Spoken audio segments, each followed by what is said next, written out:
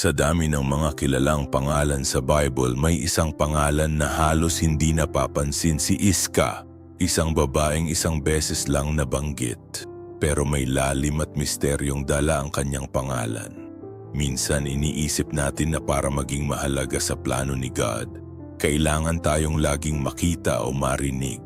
Pero paano kung kahit sa katahimikan, may purpose pala tayong iniwan? Si Iska ay binanggit sa Bible bilang anak ni Haran at kapatid ni Milka at Lot. Makikita ang pangalan niya sa aklat ng Genesis.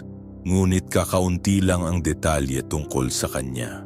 Kahit hindi malinaw ang kanyang buong kwento, naniniwala ang ilan na may espesyal siyang papel sa kasaysayan ng pamilya na pinagmulan ng mga dakilang pangako ng Diyos.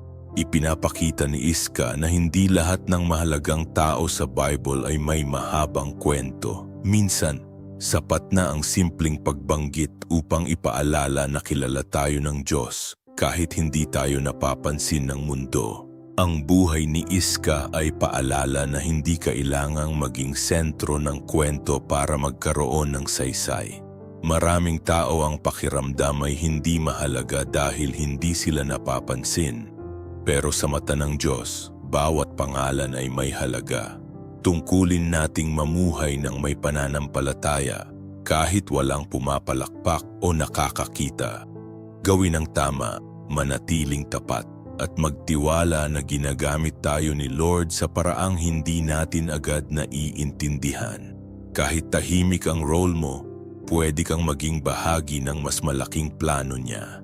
Tulad ni Iska, baka pakiramdam mo maliit lang ang papel mo, pero tandaan mo ito, kahit isang beses ka lang banggitin, kung hawak ka ng Diyos may saysay ang buhay mo, hindi ka nakalimutan.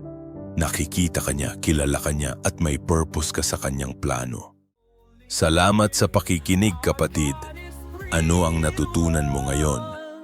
I-comment mo at huwag kalimutang i-like, i-share at mag-subscribe.